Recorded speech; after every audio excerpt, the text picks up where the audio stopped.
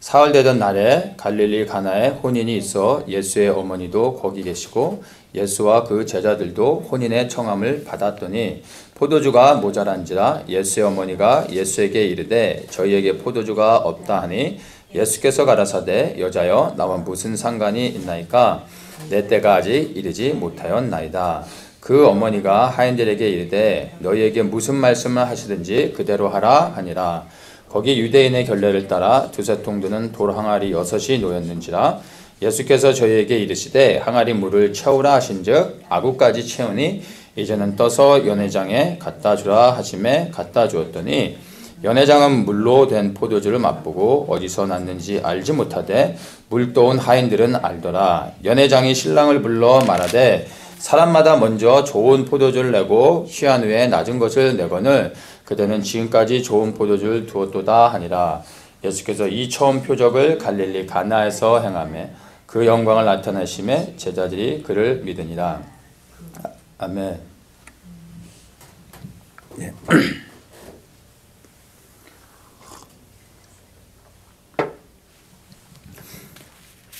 우리가 읽은 이 본문 말씀은 예수님께서 처음으로 행하신 표적이라고 이제 이 본문에서 설명해주고 있습니다.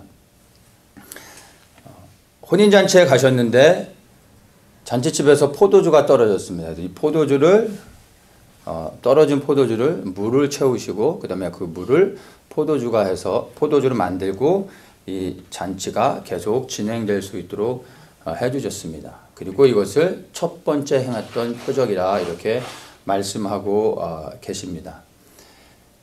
예수님께서 사역을 시작하시면서 처음으로 행하신 표적, 그러니까 기적인 거죠. 그런데 하필 또 혼인잔치에서 설정이, 그리고 많은 기적들을 행하실 수 있었을 텐데 왜 또 포도주를 만드는 그 기적을 처음으로 행하셨을까?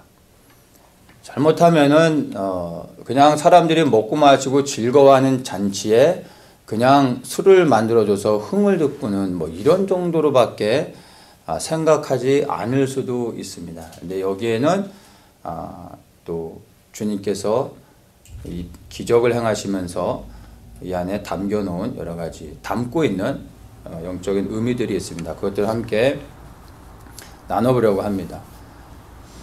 기적을 행하시고 나서 이것을 첫 번째 표적이라고 말하고 있거든요. 그러니까 기적이라고 말하지 않고 요한복음에서는 이것을 표적이라고 말합니다. 그러니까 기적과 표적을 구분할 수 있어야 됩니다. 기적은 흔히 상식적으로는 일어날 수 없는 일이 자연계에서 그 상식을 깨고 일어났을 때 우리는 그걸 기적이라고 말합니다. 그래서 슈퍼내추럴이라고 이제 말하죠. 근데 표적이라고 말할 때 우리는 그것을 무엇으로 받아야 되냐면 기적은 그냥 상식을 벗어나 일어나는 깜짝 놀라운 일인데 그것을 의도를 가지고 하나님께서 일으키셨을 때 그 기적을 통해 하나님의 하나님 되심을 드러내실 때 우리는 그것을 표적이라고 말하는 것입니다. 성경은 이것을 표적이라고 말하고 있고 요한복음에서는 특별히 이 표적에 주목하고 있습니다. 그래서 오늘 이 표적을 시작으로 해서 7가지의 표적이 나타나게 되는데 이 표적들을 통해서 기적을 행하시면서 의도하시는 것이 있다는 겁니다. 바로 예수님이 하나님이시다라는 것을 기적을 통해 드러내길 원하시는 겁니다. 근데 이 혼인잔치에서 포도주를 만드는 기적을 통해 예수님께서 하나님이시고 또 이 그 기적 안에 표적 안에 담고 있는 여러 가지 의미들을 우리에게 말씀해 주고 있는 것입니다. 혼인잔치에서 이 표적을 행하셨는데 설정을 혼인잔치 하신 겁니다. 우리가 가만히 보면 뭐 많은 시나리오가 있으실 텐데 왜 또 혼인잔치라는 이 설정을 만들어 놓으시고 여기서 첫 번째 표적을 행하셨을까 우리가 생각해 봐야 됩니다. 혼인잔치 하면은 여러분은 무엇이 생각납니까? 이 성경 속에서 우리가 읽는 성경 66권을 통해 혼인잔치 할 때 여러분은 무엇이 연상되십니까? 아마 예수 그리스도를 사랑하며 주님의 재림을 소망하고 있는 사람들에게 혼인잔치는 곧 하나님의 나라가 이 땅에 이루어지는 것을 생각할 수 있을 겁니다. 하나님의 나라가 이 땅에 이루어지고 하나님의 백성이 하나님을 만나는 그 날을 혼인잔치로 성경 속에서는 여러 번 반복해서 우리들에게 그것들을 설명해 주고 있습니다. 하나님 아버지께서 아들을 위해서 혼인잔치를 준비하시는데 먼저는 신부들을 준비시키고 그 다음에 그 혼인잔치에 들어가 함께 즐거워할 수 있는 하객들을 또한 준비시킵니다. 그것이 이제 혼인잔치에서 아버지께서 행하는 일이고 예수님께서도 이 혼인잔치를 준비하시기 위해서 이 땅에 내려오셨습니다. 그래서 예수님의 신부가 되는 이스라엘을 이제 준비시키고 그 다음에 하객으로서 이방인들을 또한 준비시키는 그러한 과정이 바로 지금 우리가 살아가고 있는 시대라는 것을 우리가 볼 수가 있습니다. 그래서 혼인식이 다 맞춰지게 되면 승천하신 예수님께서 이 땅에 다시 오시게 될 거고 우리는 영광스럽게 주님을 맞이하며 혼인잔치에 함께 들어가 그 혼인잔치의 즐거움을 누릴 수 있게 될 것입니다. 계시록 19장에 보면은 혼인잔치에 대한 것들을 자세히 설명해 주고 있는데 어린 양의 혼인계약이 이르렀고 그 아내가 예비되어졌다 이렇게 말합니다. 그러면서 하늘에서 이제 하나님의 나라 새 예루살렘이 이제 내려오게 됩니다. 그래서 이 땅에서 이제 그런 혼인잔치가 이루어지게 되는데 이때 청함을 받은 자들이 복이 있도다 이 말을 합니다. 그래서 우리 모든 그리스도인들은 청함을 받은 사람, 이 혼인잔치에 청함을 받고 그 잔치에 참여해서 그 잔치의 즐거움에 참여할 수 있는 은혜를 입은 사람들이 되어져야 합니다. 그래서 청함을 입은 사람들이 되어야 되는 것을 우리가 기억해야 됩니다. 마태복음 22장에 보면은 예수님께서 혼인잔치의 비유를 말씀하시는데 그것을 하나님 나라로서 혼인잔치와 연결시켜서 비유로 말씀을 하십니다. 그래서 22장에 보면은 천국은 마치 자기 아들을 위하여 혼인잔치를 베푼 어떤 임금과 같으니 이러면서 이 땅에 하나님의 나라가 이루어지는 것을 혼인잔치로 설명해 주고 있습니다. 그러면서 초청받은 많은 사람들이 있는데 이 사람들이 다 청함을 받았지만 개인의 분주함 때문에 그 청함을 거절하고 혼인잔치에 오지 않는 것들을 이 비유를 통해서 우리가 보게 됩니다. 그래서 잔치가 굉장히 이제 막 시작되려고 하는 시간인데 청함을 받은 사람들이 오지를 않고 잔치에 많은 사람들이 참여해야 되는데 그 자리가 비어 있는 것을 보고 이제 왕이 길거리에 나가서 아무나 데려오게 합니다. 그래서 많은 사람들이 청함을 받지 않았었는데 청함을 받은 사람들이 그것을 거절함으로 인하여 길거리에 있는 여기 보면은 10절에 보면 종들이 길에 나가 악한 자나 선한 자나 그냥 만나는 대로 아무나 다 데려오는 것을 볼 수가 있습니다. 그렇게 해서 청함을 받지 않은 자들이 혼인잔치에 들어올 수 있는 은혜를 입게 되는 것을 봅니다.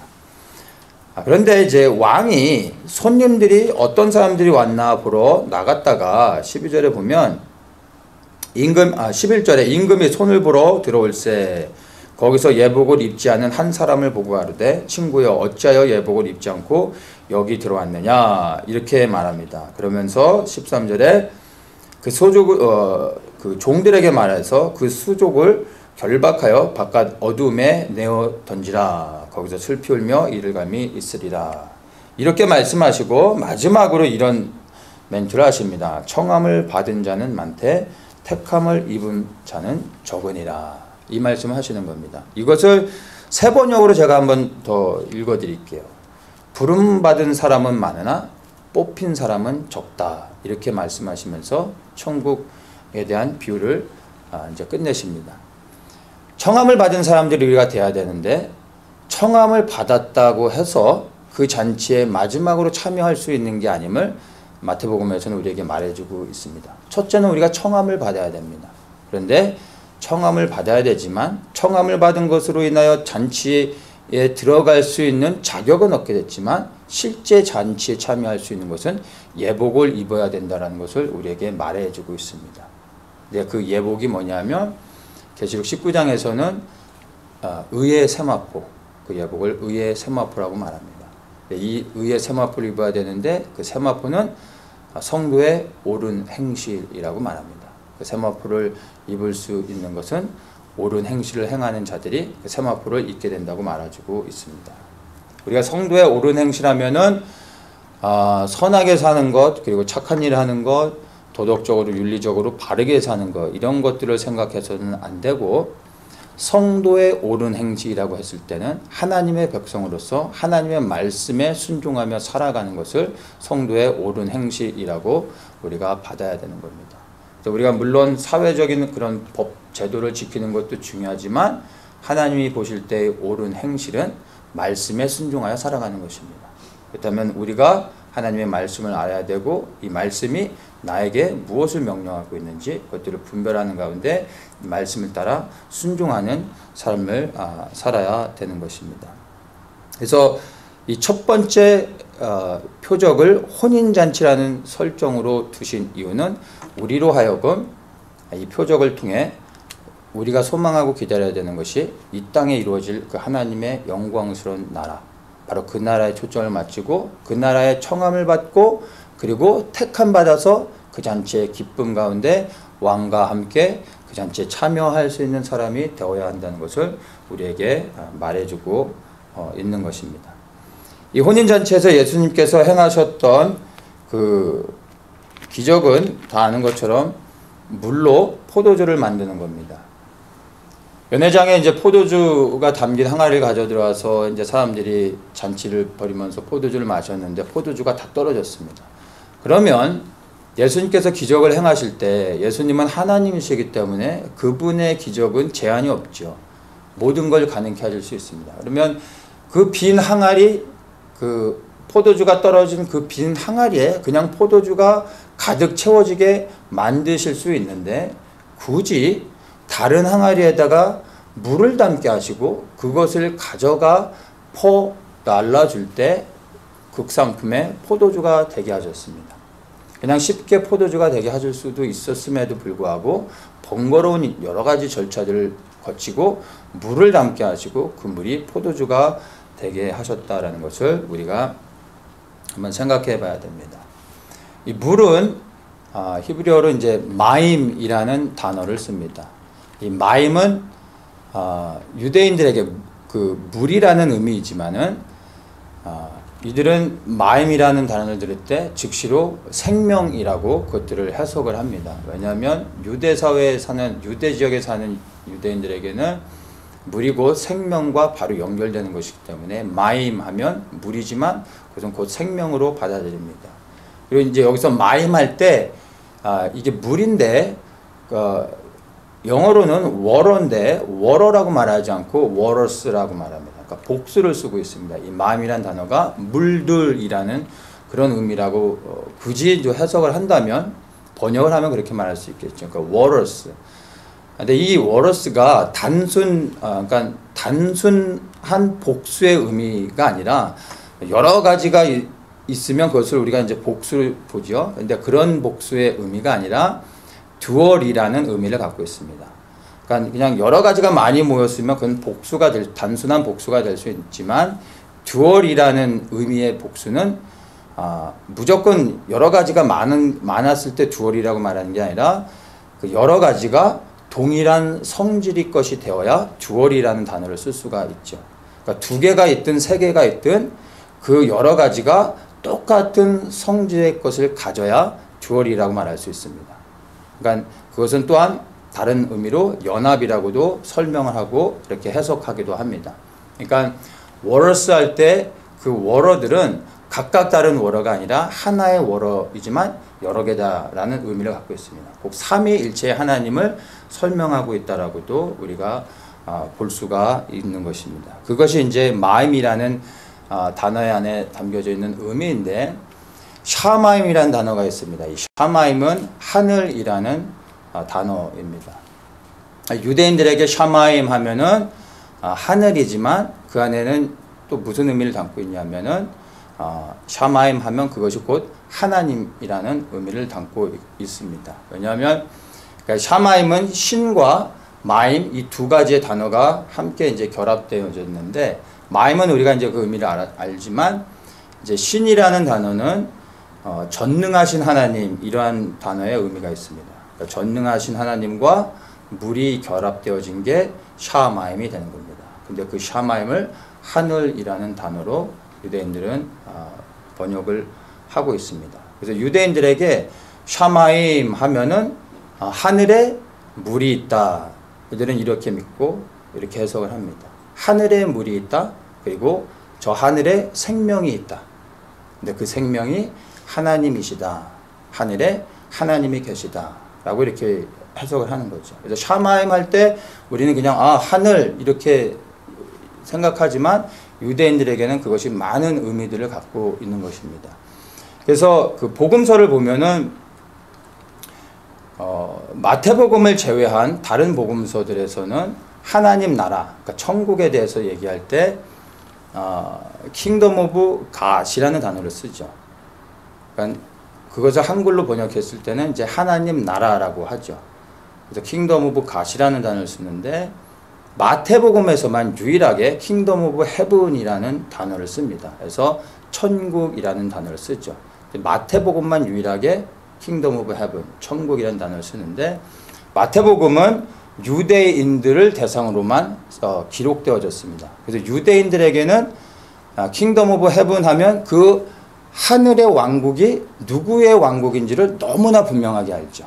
그들에게는 오히려 킹덤 오브 갓보다 킹덤 오브 헤븐 할 때 그 왕국이 하늘의 왕국이 하나님 왕국, 유일하신 여호와 하나님 이스라엘의 하나님의 왕국이구나라는 것을 알 수 있는 겁니다. 근데 우리 같은 이방인들에게 킹덤 오브 헤븐 하면 그 하늘의 왕국이 어떤 왕국인지 누구에게 속한 왕국인지 우리는 알 수가 없는 것입니다. 그래서 다른 복음서들에서는 킹덤 오브 갓이라는 단어로서 하나님 나라라고 분명하게 설명해 주지 않으면 안 됐던 것입니다. 그래서 킹덤 오브 헤븐, 그 하늘이 바로 하나님이 계신 곳, 하나님이 통치하시는 곳, 우리가 그렇게 이해를 할 수 있는 것입니다. 죄송한데 그 에어컨을 좀 히터를 좀 꺼주시면 좋겠는데 너무 좀 더운 것 같아요. 예. 그래서 샤마임 하면은 하늘의 하나님, 우리가 이렇게 이해를 할 수 있겠죠. 근데 그 샤마임이 마임이 돼서 이 땅에 떨어진 것, 내려오신 분, 그분이 곧 예수 그리스도가 되시는 것입니다. 하늘에 계신 샤마임은 우리 하나님 아버지시고 마임이 돼서 이 땅에 내려오신 분이 바로 예수 그리스도인 것입니다. 그 마임이 돼서 오신 예수 그리스도가 물이 되어져서 그 이제 빈 항아리에 담겨진 것이죠. 그 물은 곧 바로 예수 그리스도, 생명 되신 그리스도를 의미하는 것입니다. 그래서 아무것도 없는 곳에서 포도주를 만드실 수 있지만 굳이 물을 넣고 그 물을 포도주로 변하게 하시는데 그 이유는 그 예수 그리스도께서 하늘에서 내려오신 생명이라는 것을 우리에게 보여주기 위한 것입니다. 그래서 물을 갖다가 포도주로 만들었는데 유대인들에게 있어서 잔치에서의 포도주는 즐거움을 의미하죠. 기쁨을 상징하는 것입니다.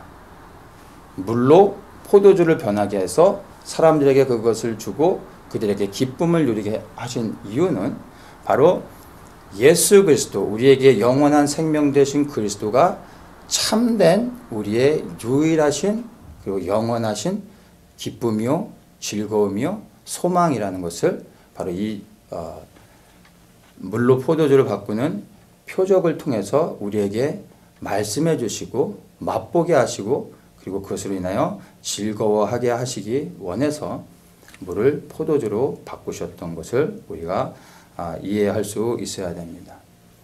우리의 삶의 현장 가운데서 우리에게 기쁨을 주는 많은 포도주들이 아마 있으실 것입니다. 여러분에게 기쁨을 주는 포도주는 무엇입니까?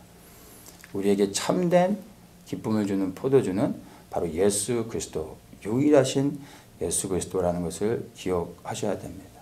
그래서 우리의 삶의 현장 가운데서 날마다 그분이 주인 되게 하시고 그분이 주인공으로서 영광을 받으시며 그리고 그분 안에서만 정말 우리가 유일한 기쁨과 즐거움을 누릴 수 있다는 것을 여러분 기억하시고, 그리고 예수 그리스도 때문에 우리의 삶의 현장에서 날마다 기뻐하시는 분들 되시기를 축복합니다.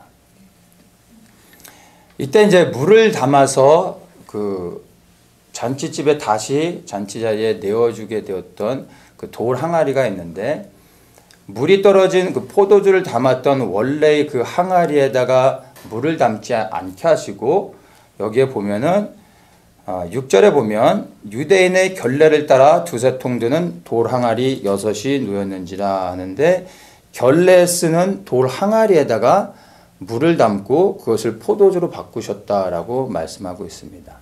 이제 이것을 정결통이라고 하는데, 이제 모세 율법에 따라 유대인들이 부정하게 자기 자신을 부정하게 되게 만들었을 때는 정결 예식의 그 절차에 따라 다시 부정한 것들을 씻어내야 됩니다. 그래야 하나님 앞에 나아갈 수 있고 번제와 화목제를 드리고 제사를 드릴 수 있게 되어졌습니다. 그래서 동네 지역마다 우물가 같은 곳에 정결통이 있었고, 성전 주변에도 정결통이 있었습니다. 정결탕이 있었습니다. 그래서 공동으로 그 정결탕을 사용하면서, 그리고 거기서 자신을 정결케 하여 부정한 것을 씻고 하나님 앞에 나아가서 제사를 드릴 수가 있었습니다. 그런데 간혹 유대 사회의 큰 부자들은 자기 개인적인 정결탕이 아니라 정결통을 갖고 있었습니다. 그래서 그 사람들은 자신이 개인적으로 정결통을 사용할 수 있었는데, 그 정결통은 오직 정결요법에 따라 자신을 정결케 하는 그 물로만 사용하는 겁니다. 다른 것들은 일체 사용하지 않고 정결예법에 사용할 때만 그 통을 이제 구분해가지고 그것을 사용하는데, 이 잔치집이 굉장히 큰 부자였던 것을 알 수가 있습니다. 그래서 정결통에 쓰는 비어있는 항아리가 있었고, 그 항아리에다가 물을 담아서 갖다 주게 하고 포도주로 바꾸게 하셨다는 것을 우리가 또 볼 수 있어야 됩니다. 그것은 우리가 정결케 되어질 수 있는 단 하나의 비결은 바로 예수 그리스도라는 것을 우리에게 말해 주는 것입니다. 우리의 부정한 것들, 더러운 것들, 우리의 악한 모든 죄들을 씻어내실 수 있는 유일한 분은 예수 그리스도밖에 없는 것입니다. 그리스도를 통하여 우리가 정결케 되어집니다. 그 거룩함을 통해 하나님 앞에 나아갈 수 있게 되고 하나님께 생명을 얻게 되는 것입니다. 이 생명을 얻은 자들이 그리스도 안에서 기뻐하고 즐거워하고 그 삶을 하나님께 드리며 헌신하며 하나님 나라를 소망하며 삶을 살아가게 되는 것입니다. 그 시작이 바로 정결통에서 나를 정결케 하는 그 작업을 통해 그러한 거룩한 과정들이 시작되어지는 것입니다. 다른 것이 아니라 오직 그리스도를 통하여 우리가 정결케 되어지는 그 시작이 된다는 것을 우리에게 말해주고 있는 것입니다.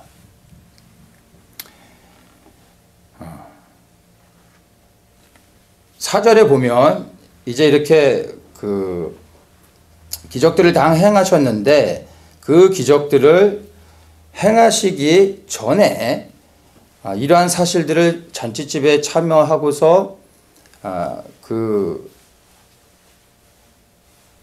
어떤 사건이 일어났는지를 이제 알게 되고 나서 예수님의 어머니가 포도주가 떨어졌다는 것을 알고 예수님께 이렇게 말합니다. 3절에 저희에게 포도주가 없다 하니 하면서 예수님한테 어떠한 사건이 일어나고 있는지를 말해주고 있습니다.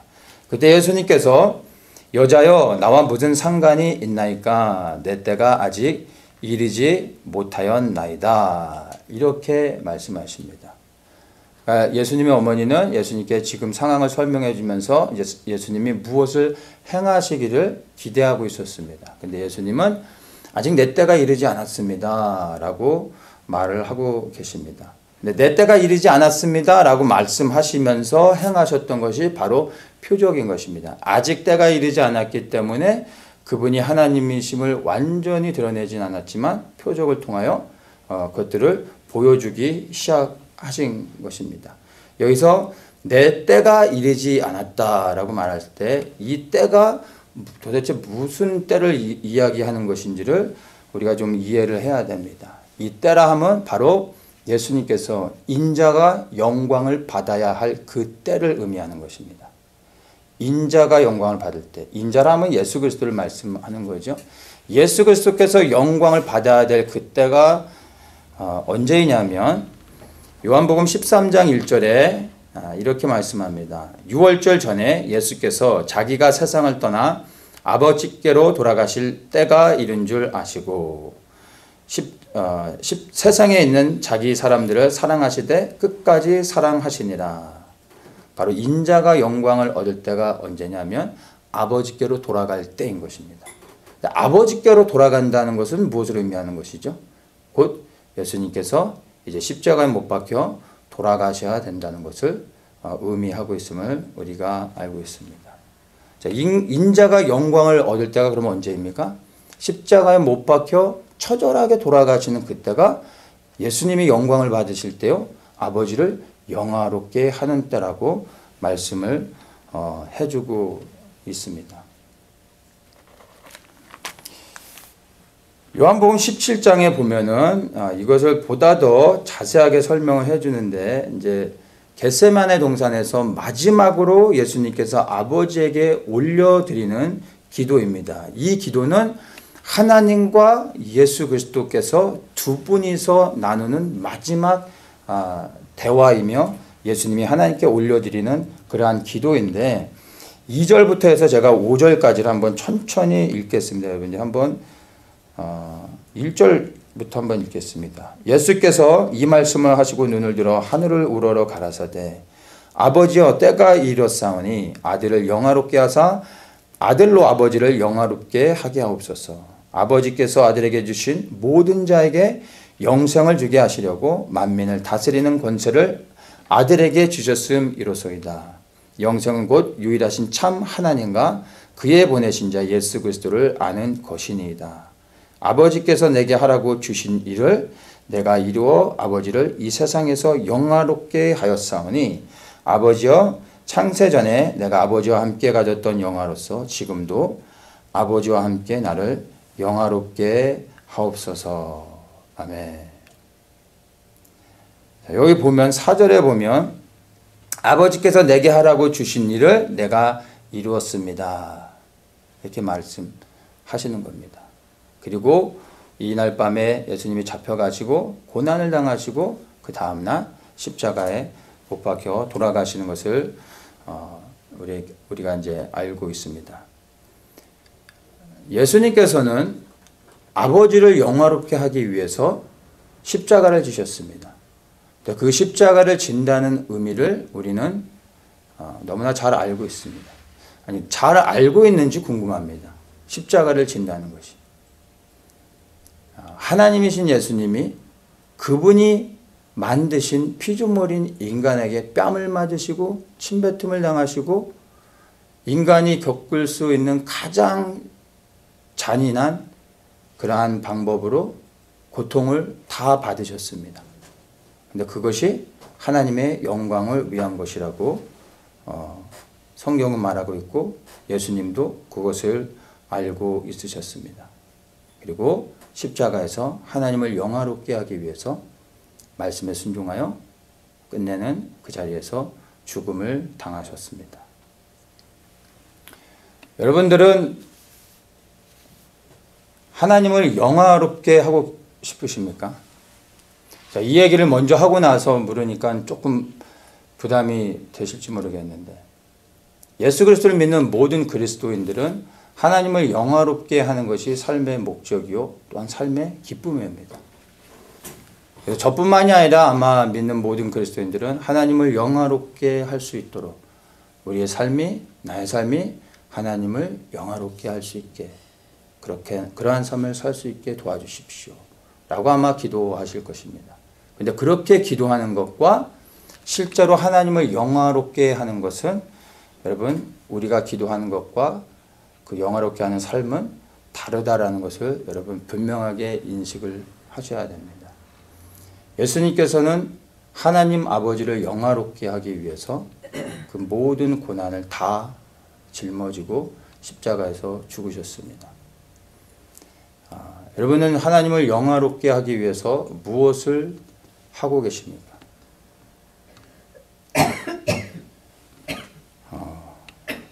사실 우리의 기도는 하나님을 영화롭게 하게 하소서라는 기도, 이러한 요청, 간절한 어떤 그 마음을 담아 올려드리는 것보다 사실은 그리스도를 위하여 고난을 받게 해주십시오 라고 보다 더 실제적으로 기도하는 것이 더 바람직하지 않을까 생각을 합니다.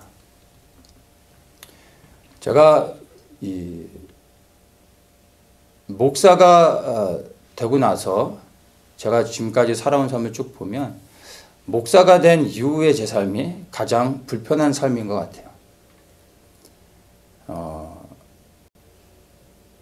주님의 종으로 주님을 위해 살아가는 목사로서 주님을 위해 받는 고난이 너무나 마땅한 것이고 또한 그것이 영광스러운 것임에도 불구하고 할 수만 있다면 이러한 삶을 그만두고 싶고 또 바꿀 수 있다면 바꾸고 싶은 마음이 매일 일어납니다. 물론 저는 늘 기도하죠. 제 삶이 하나님을 영화롭게 할 수 있게 해달라고. 제 삶이 온전히 주님 앞에 드려질 수 있게 해달라고. 그리고 제 삶을 주님 앞에 날마다 드리고 헌신합니다. 그 고백과 헌신, 주님을 향한 저의 사랑 다 진짜입니다. 그런데 고난을 받기 싫어하는 저의 모습 또한 저의 진짜의 모습인 것입니다. 한편으로는 제가 주님을 위해 생명을 드리기를 원하고 그렇게 살아갈 수 있도록 주님께 은혜를 구하고 그리고 정말 주님을 위하여 영광스럽게 살아가고 싶지만 그러나 한편으로는 고난받는 자유로 들어가기를 원치 않는 제 안에 마음이 있음을 발견하게 됩니다. 사도 바울이 오호라 나는 공고한 사람이로다 라고 했던 그 고백이 어떤 의미인지를 제가 아주 조금은 알 수 있을 것 같습니다. 모든 분들이 믿는 그리스도인들이 하나님을 위하여 살기를 소원하지요. 그런데 그런 소원과 그리고 결단과 상관없이 우리 안에 그리스도를 위해 받는 고난을 원치 아니하는 마음들이 있음 또한 여러분 분명히 인식을 하셔야 됩니다.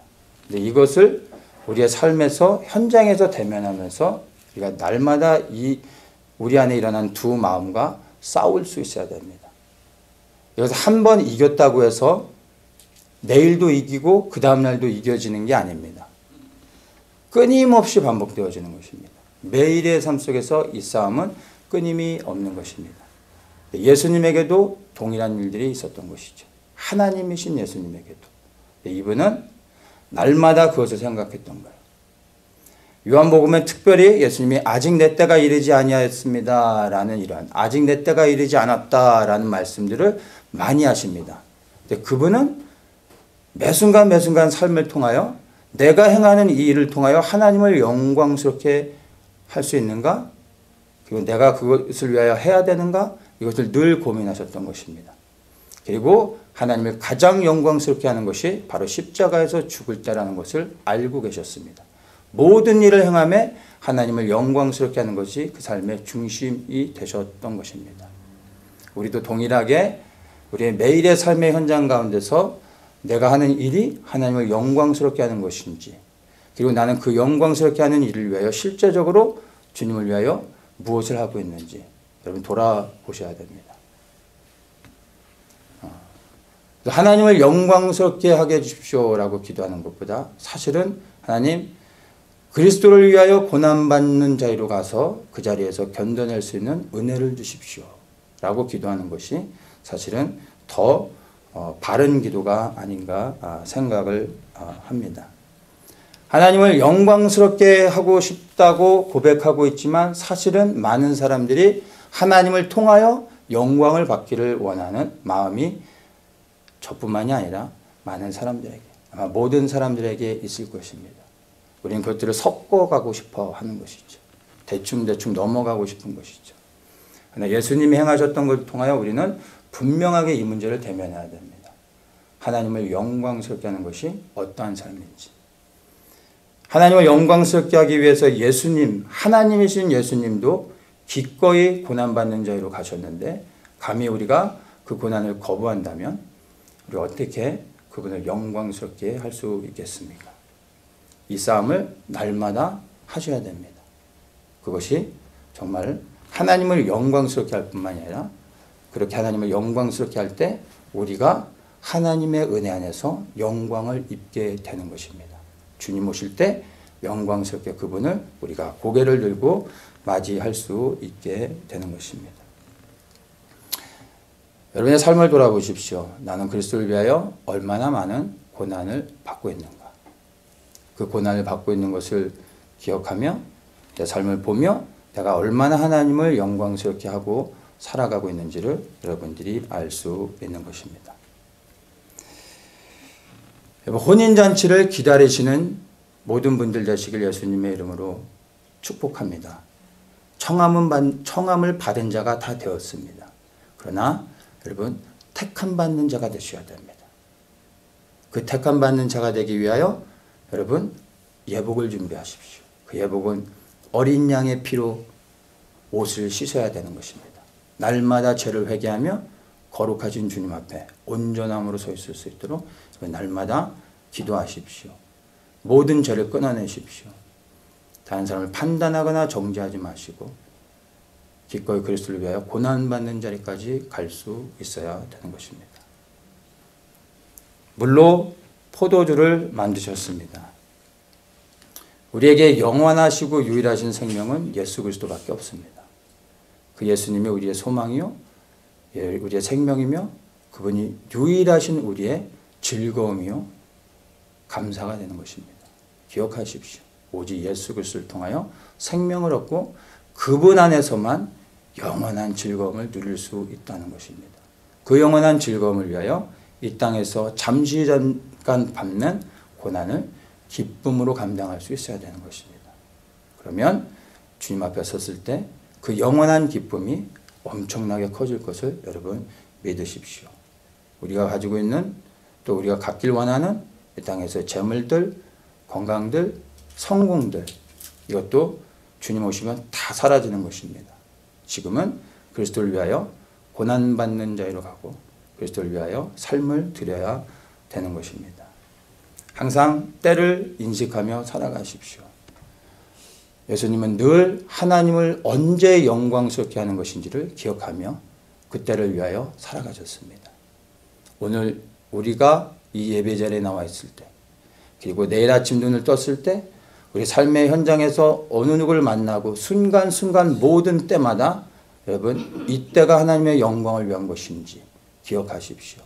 그리고 모든 순간이 하나님의 영광을 위한 삶이 되어질 수 있도록 기도하며 분별하며 그렇게 살아가시기를 예수님의 이름으로 축복합니다.